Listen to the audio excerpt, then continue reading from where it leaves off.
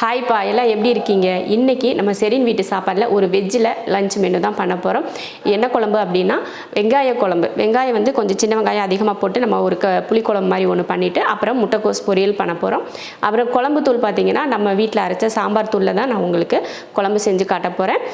சாம்பார் தூள் வந்து காரக்குழம்புக்கெலாம் போடலாமா அப்படின்னு கேட்டிங்கன்னா கண்டிப்பாக யூஸ் பண்ணலாம். ரொம்ப டேஸ்டியாக இருக்கும். சாம்பார் தூள் வச்சு நீங்கள் புளிக்குழம்பு காரக்குழம்பு இந்த மாதிரி எது செஞ்சாலும் ரொம்ப நல்லாயிருக்கும்.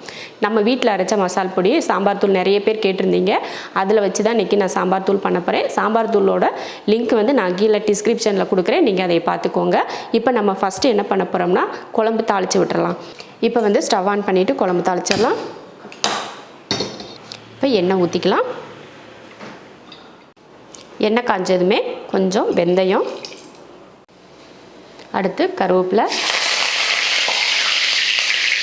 அடுத்து சின்ன வெங்காயம் 200 கிராம் அளவுக்கு சின்ன வெங்காயம் அப்படியே முழுசாகவே சேர்த்துக்கிட்டேன். அப்புறமா ஒரு 10 பல் பூண்டு, இதைய வதக்கிடலாம்.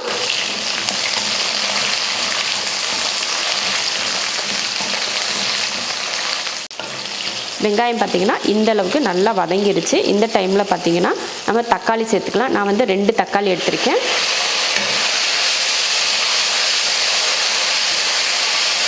தக்காளி போட்டதுக்கப்புறமா நல்லா அதை வதக்கணும். வெங்காயம் தக்காளி எல்லாம் நல்லா வதங்கி நல்லா மசிஞ்சு எண்ணெய் பிரிஞ்சு வரும் பார்த்திங்களா, அந்த டைமில் தான் நம்ம வந்து மசாலாலாம் சேர்க்கணும். இது வதங்கிட்டு இருக்கட்டும். அப்புறம் வந்து ஒரு சிஸ்டர் வந்து டவுட் கேட்டிருந்தாங்க, நான் என்ன குழம்பு செஞ்சாலுமே எனக்கு வந்து டேஸ்ட்டே வர மாட்டேங்குது, எனக்கு வீட்டில் எல்லோரும் எனக்கு டேஸ்ட் நல்லா இல்லைன்னு சொல்லிட்டு வேஸ்ட் பண்ணுறேன்னு சொல்லி திட்டுறாங்க அப்படின்னு சொல்லிட்டு சொல்லியிருந்தீங்க. நான் வதக்கிறதுல மிஸ்டேக்கா இல்லை நான் குழம்புல சேர்க்குற பொருளில் மிஸ்டேக் பண்ணுறேன்னான்னு எனக்கு தெரியல அப்படின்னு. ஒவ்வொரு குழம்பாக இருந்தாலுமே நம்ம வதக்கிறதுல தான் நம்ம குழம்போட டேஸ்ட் வந்து வெளியில் வரும். நம்ம இப்போ வெங்காயம் தக்காளி போட்டிருக்கேன்னா இப்போ அடுத்தடுத்து நான் வந்து இதில் மசாலா பொடியை சேர்த்துட்டேன்னு வச்சுக்கோங்களேன், அந்த குழம்போட டேஸ்ட் நல்லாவே இருக்காது. அதே சமயம் பார்க்குறதுக்கும் நல்லா இருக்காது. அதை எந்த அளவுக்கு நம்ம வெங்காயத்தையும் சரி தக்காளியும் சரி எந்த அளவுக்கு நம்ம வதக்குறோமோ அதை பொறுத்து உங்கள் குழம்பு வந்து ருசி மாறும். அதனால் வதக்கிறத பொறுத்து மட்டும் சோம்பேறித்தனம் படாமல் நல்லா வதக்கிடுங்க. அப்போ தான் ருசி வந்து சூப்பராக இருக்கும். உங்கள் வீட்லேயும் நீங்கள் பாராட்டு வாங்குவீங்க. நிறைய வீடியோவில் நான் சொல்லியிருப்பேன், அதெல்லாம் நீங்கள் பார்த்துருக்க மாட்டீங்க அப்படின்னு சொல்லிட்டு நினைக்கிறேன். இனிமேல் நீங்கள் செய்கிற குழம்பாக இருந்தாலும் சரி இல்லை வெரைட்டி ரைஸில் எந்த ரைஸ்க்கு என்ன மாதிரி வதக்கணும்னு சொல்லிட்டு நான் நிறைய வீடியோவில் ஒவ்வொரு வீடியோலையுமே நான் சொல்லிகிட்டே தான் செய்வேன்.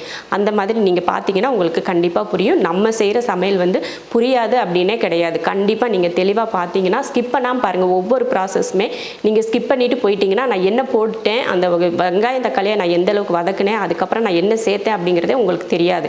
அதனால ஸ்கிப் பண்ணாமல் நீங்கள் பாருங்கள். அப்போ தான் உங்களுக்கு வந்து தெளிவாக புரியும். நம்ம சேனலில் நிறைய பேர் சொல்கிறது என்னென்னா, அக்கா நீங்கள் செய்கிறது வந்து எனக்கு ரொம்ப நல்லா புரியுது, நல்லா புரிகிறபடி விளக்கமாக சொல்லிவிட்டு சமையல் பண்ணுறீங்க அப்படி தான் நிறைய பேர் சொல்லுவாங்க. புதுசாக சமையல் கற்றுக்கிறவங்களா இருந்தாலும் சரி நல்லா சமைக்கிறவங்களா இருந்தாலும் சரி நல்லா புரிஞ்சு சமைச்சிங்கன்னா கண்டிப்பாக ருசி வந்து அற்புதமாக இருக்கும். இப்போ நம்ம வெங்காயம் தக்காளியை வதங்க விட்டுடலாம். அதுக்கப்புறமா நம்ம மசாலாலாம் சேர்ப்போம். பாருங்கள் நல்லா வதங்கிருச்சு. வதங்கினதுக்கப்புறமா இதில் நம்ம சாம்பார் தூள் சேர்த்துக்கலாம். 1 2 3 4 இந்த ஸ்பூனில் 4 ஸ்பூன் அளவுக்கு சாம்பார் தூள் சேர்த்துருக்கேன். குழம்பு தூளை இந்த மாதிரி வெங்காயம் தக்காளி வதங்குறப்போ போட்டு நல்லா இந்த மாதிரி வதக்கி விடணும். வதக்கி விட்டிங்கன்னா தான் நம்ம குழம்பு வச்சு இறக்குறப்ப பார்த்திங்கன்னா நல்ல மேலே எண்ணெய் பிரிஞ்சு வரும் பார்த்திங்களா, அந்த மாதிரி வரும். அதனால் இந்த மாதிரி நல்லா வதக்கி விட்டுக்கணும். அடுத்து வந்து நல்லா எண்ணெயில் வந்து நல்லா 1 நிமிஷம் கிட்ட நல்லா வதக்கி விட்டதுக்கப்புறமா நம்ம புளி சேர்த்துக்கலாம். நம்ம நெல்லிக்காய் சைஸ் அளவுக்கு புளி எடுத்து, நம்ம புளிப்பு வந்து எப்பயுமே காரக்குழம்பு இந்த மாதிரி புளி குழம்புக்கெல்லாம் நிறைய புளி சேர்ப்போம். புளி வந்து உங்கள் விருப்பம், நிறைய சேர்க்குறதுனா கூட நீங்கள் சேர்த்துக்கலாம். அதுக்காக அளவுக்கு அதிகமாக புளியும் சேர்க்கக்கூடாது. வெறும் புளிப்பு டேஸ்ட் மட்டும்தான் இருக்கும். கரெக்டான அளவு உங்களுக்கு புளிப்பு எந்த அளவுக்கு இருக்குன்னு பார்த்துட்டு நீங்கள் புளி சேர்த்துக்கலாம். அடுத்து தேவையான உப்பு சேர்த்துருவோம். அடுத்து குழம்புக்கு தேவையான தண்ணியும் பார்த்திங்கன்னா அளவுக்கு அதிகமாக சேர்க்க வேணாம். இந்த குழம்பு வந்து நல்லா கெட்டியாக இருந்தால் தான் நல்லாயிருக்கும். அதனால் நிறைய தண்ணி சேர்க்க வேண்டாம். பாருங்கள் தண்ணி இந்த அளவுக்கு நான் ஊற்றியிருக்கேன். நீங்கள் இதுக்கு மேலே தண்ணி ஊற்றுனீங்கன்னா குழம்பு நல்லா இருக்காது. இது வெந்து வற்றி வர்றதுக்கு வந்து கரெக்டாக இருக்கும். இப்போ குழம்பு மூடி வச்சிடலாம். ஒரு 8 நிமிஷத்துலேருந்து ஒரு 10 நிமிஷம் வரைக்கும் நல்லா வேக வச்சுட்டு நல்லா எண்ணெய் தெளிஞ்சு வரும். இதுக்கப்புறம் நம்ம எதுவுமே நம்ம சேர்க்க தேவையில்லை. நல்லா எண்ணெய் தெளிஞ்சு வரட்டும். ஒரு 10 நிமிஷம் கிட்ட வேக விடுங்க. அதுக்கப்புறமா நம்ம இறக்கிக்கலாம். குழம்பு வேகிறதுக்குள்ளே ஒரு பக்கம் சாப்பாடையும் வச்சு விட்டோம்னா 2 ஒரே டைமில் ரெடி ஆயிரும். இந்த படியில் 1.5 படி போட்டாலே அதில் தண்ணி சேர்த்துக்கலாம். இந்த ஜக்கில் கரெக்டாக இருக்கும் 3 படி தண்ணி, அதனால் இதிலே சேர்த்துக்கிறேன். தேவையான உப்பு. இப்போ சாப்பாடுக்கு தண்ணி உப்பெல்லாம் சேர்த்தாச்சு. அடுப்பில் வச்சு 3 விசில் விட்டு ஆஃப் பண்ணிக்கலாம். குழம்பு வேக வச்சு டைம் 8 நிமிஷம் கிட்ட ஆயிடுச்சு பாருங்கள்.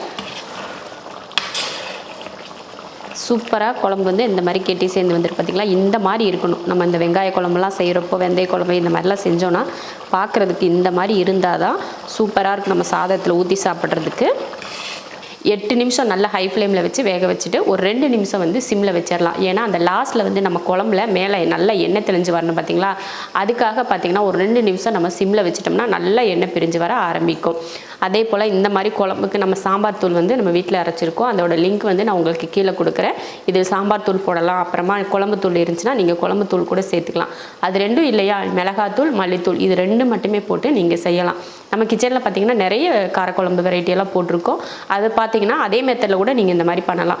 நிறைய வெரைட்டியில் நம்ம வந்து ஒரு குழம்பு ஒரு டேஸ்ட்டாக ஒரு குழம்பு பண்ணணும்னா நம்ம மனசில் என்ன தோணுது, எப்படி இந்த குழம்பு வச்சா டேஸ்ட்டாக இருக்குமா அப்படின்னு சொல்லி யோசித்து செஞ்சிங்கனாலே உங்களுக்கு வந்து ரொம்ப அருமையாக இருக்கும். இந்த பொருள் கூட இந்த பொருள் சேர்த்தா டேஸ்ட் எப்படி இருக்கும் அப்படின்றத நீங்கள் புரிஞ்சுக்கிட்டாலே போதும். சூப்பராக வந்துடும் உங்கள் குழம்பு. குழம்பு வந்து ஒரு 2 நிமிஷம் சிம்மில் இருக்கட்டும். அதுக்கப்புறமா நம்ம இறக்கிக்கலாம். குழம்பு ஒரு 2 நிமிஷம் சிம்மில் வச்சதில் நல்லா எண்ணெய் பிரிஞ்சு வந்துடுச்சு. பார்த்திங்கன்னா தெரியும், நல்லா எண்ணெய் பிரிஞ்சு வர ஆரம்பிச்சிருக்கு பார்த்திங்களா. இந்த மாதிரி எண்ணெய் பிரிஞ்சு வந்ததுனால தான் இந்த மாதிரி காரக்குழம்புக்கு ஒரு அழகே. சூப்பரான ஒரு காரக்குழம்பு ரெடி ஆயிடுச்சு. இப்போ இறக்கி வச்சிடலாம். குழம்பு இறக்கியாச்சு. அடுத்து வந்து நம்ம பொரியல் பண்ணிடலாம். பொரியல் பண்ணுறதுக்கு கடாய் வச்சு எண்ணெய் ஊற்றிக்கலாம். ஒரு 300 கிராம் அளவுக்கு முட்டைக்கோஸ் இருக்கும். அதை வந்து இந்த மாதிரி கட் பண்ணி எடுத்திருக்கேன். நான் வந்து இது எப்படி கட் பண்ணேன்னு சொல்லிட்டு இதுக்கு முன்னாடி வீடியோலாம் நான் சொல்லியிருக்கேன். இந்த காய் துருவும்லையா தட்டு, அதில் தான் காய் சீவிர தட்டில் தான் நான் வந்து இதில் துருவி எடுப்பேன். எப்பயுமே கோஸ் வந்து இந்த மாதிரி மெல்லிஸாக நம்ம வெட்டணும் அப்படின்னம்னா நம்ம காய் துருவுறதுக்கு ஒரு தட்டு வச்சுருப்போம். அந்த வாழைக்காய் பஜ்ஜியெல்லாம் பண்ணுறதுக்கு அந்த பெரிய பிளேடு ஒன்று இருக்கும் பார்த்திங்களா, அதில் வச்சு நீங்கள் இப்படி சீவினீங்கன்னா இந்த மாதிரி மெல்லிஸாக வந்துடும். அந்த மாதிரி தான் நான் போட்டு எடுத்து வச்சுருக்கேன். எண்ணெய் காஞ்சதுமே கடுகுளுந்து, வெங்காயம் 1, பச்சை மிளகாய், கொஞ்சம் கருவேப்பிலை போட்டு இதை வதக்கிடலாம். வெங்காயம் பார்த்திங்கன்னா இந்த அளவுக்கு வதங்கிருச்சு. இந்த டைமில் நம்ம கையில் இந்த மாதிரி ஒரு கையில் எடுத்தோம்னா இந்த மாதிரி பருப்பு இருக்கணும். நம்ம கையில் அரை கை அளவுக்கு பாசி பருப்பு அதையும் சேர்த்துக்கலாம். சேர்த்துட்டு இதையும் வதக்கிறோம்.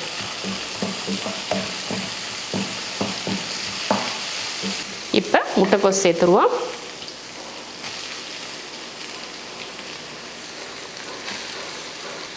இதில் மஞ்சள் தூள் கொஞ்சம், அதிக மஞ்சள் தூள் வேணாம், கொஞ்சமாக மஞ்சள் தூள் சேர்த்துக்கிட்டால் போதும். அடுத்து தேவையான உப்பு சேர்த்துட்டு இதை கலந்துருவோம். அடுத்து கொஞ்சம் தண்ணி சேர்த்துக்கலாம். கலந்து விட்டதுக்கப்புறமா கொஞ்சம் தண்ணி சும்மா நம்ம கையில் எடுத்து ஒரு 2 கை அளவுக்கு ஊற்றிக்கிட்டால் போதும். டம்ளர் கணக்குனா ஒரு அரை டம்ளர். ஏன்னா நம்ம பாசிப்பருப்பு போட்டுக்கொள்ளையோ அது வேகணும், அதுக்காக தண்ணி சேர்த்துக்கலாம். வெறும் முட்டைக்கோஸ் மட்டும் போட்டிருக்கோம் அப்படின்னா அந்தளவுக்கு தண்ணி வேணாம், லைட்டாக சேர்த்துக்கிட்டோம்னா போதும். முட்டைக்கோஸ் வந்து நல்லா கலந்து விட்டதுக்கப்புறமா மூடி வச்சிடலாம். அதில் நம்ம ஊற்றிருக்கோம் இல்லையா அந்த தண்ணி, அது வத்துற வரைக்கும் மட்டும் வெந்துக்கிட்டால் போதும். ரொம்ப நேரம் வேக வச்சனாலும் கோஸ் வந்து கொச கொசன்னு ஆயிரும். அதனால அந்த தண்ணி மட்டும் வத்தட்டும். அதுக்கப்புறமா நம்ம எடுத்து தேங்காய் சேர்த்துக்கலாம். பாருங்கள், நம்ம ஊற்றின தண்ணியெல்லாம் நல்லா வத்திடுச்சு பார்த்திங்களா. கோஸும் பார்த்திங்கன்னா நல்லா இருக்குது பாருங்கள், உதிரி உதிரியாக. இந்த மாதிரி இருந்தால் தான் நம்ம பொரியல் சாப்பிட்றதுக்கு நல்லாயிருக்கும். அவ்வளோதான். இப்போ அடுப்பை ஆஃப் பண்ணிடலாம். இப்போ வந்து அடுப்பை வந்து நம்ம ஆஃப் பண்ணியாச்சு. ஆஃப் பண்ணதுக்கப்புறமா இதில் நம்ம தேங்காய் துருவல் சேர்த்துக்கலாம். நம்ம கையில் ஒரு கைப்பிடி அளவுக்கு தேங்காய் துருவல் சேர்த்துட்டு கிளறி விட்டுருவோம். அவ்வளோதான். சூப்பராக வந்து கோஸ் பொரியல் ரெடி ஆயிடுச்சு.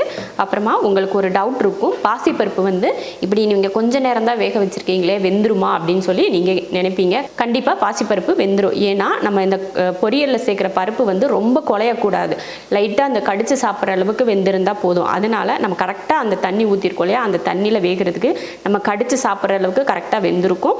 அதனால அந்த பொரியலோடு சேர்த்து சாப்பிட்றப்போ டேஸ்ட்டும் நல்லாயிருக்கும். ரொம்ப குலையவும் வேக விட்டுறக்கூடாது. அப்படி உங்களுக்கு ஒரு டவுட் இருக்குது அப்படின்னா கொஞ்சம் நேரம் கூட ஒரு 10 நிமிஷம் கூட நீங்கள் பாசிப்பருப்பை ஊற வச்சுக்கோங்க. இப்போ பொரியல் செய்கிறதுக்கு முன்னாடி ஒரு 10 நிமிஷம் பாசிப்பருப்பை ஊற வச்சுட்டு அதுக்கப்புறம் கூட நீங்கள் சேர்த்துக்கலாம். ஆனால் அது ஊற வைக்க தேவையில்லை, இப்படியே போட்டாலே அது வெந்துடும். ஏன்னா பாசிப்பருப்பு வந்து சீக்கிரம் வேகக்கூடியது தான். இப்போ பொரியல் வந்து சூப்பராக ரெடி ஆயிடுச்சு. இப்போ அடுப்பையும் ஆஃப் பண்ணியாச்சுல. இப்போ வந்து சாப்பாடு வச்சு அதையும் ஆஃப் பண்ணியாச்சு. குழம்பும் ரெடி ஆயிடுச்சு, பொரியலும் ரெடி ஆயிடுச்சு. இப்போ நம்ம வந்து பரிமாறிக்கலாம். சாப்பாடு, முட்டைக்கோஸ் பொரியல், அப்புறமா சின்ன வெங்காய காரக்குழம்பு. சூப்பரான ஒரு லஞ்ச் மெனு ரெடி ஆயிடுச்சு. ரொம்ப ஈஸியான முறையில் ஒரு ருசியான ஒரு லஞ்ச் மெனு செஞ்சுருக்கோம். ரொம்ப சூப்பராக இருக்கும். இந்த மாதிரி நீங்கள் வெங்காய குழம்பு செஞ்சிங்கன்னா இதே மெத்தடில் செஞ்சு பார்த்துட்டு எப்படி இருக்குன்னு சொல்லிட்டு கமெண்ட்டில் சொல்லுங்கள். பிடிச்சிருந்தா லைக் பண்ணிவிட்டு ஷேர் பண்ணிவிட்டு நம்ம ஷெரின் வீட்டு சாப்பாடு சேனலை சப்ஸ்கிரைப் பண்ணி பக்கத்தில் இருக்க பெல் ஐக்கானை கிளிக் பண்ணி வச்சுக்கோங்க. இப்போ சாப்பிட போகலாம்.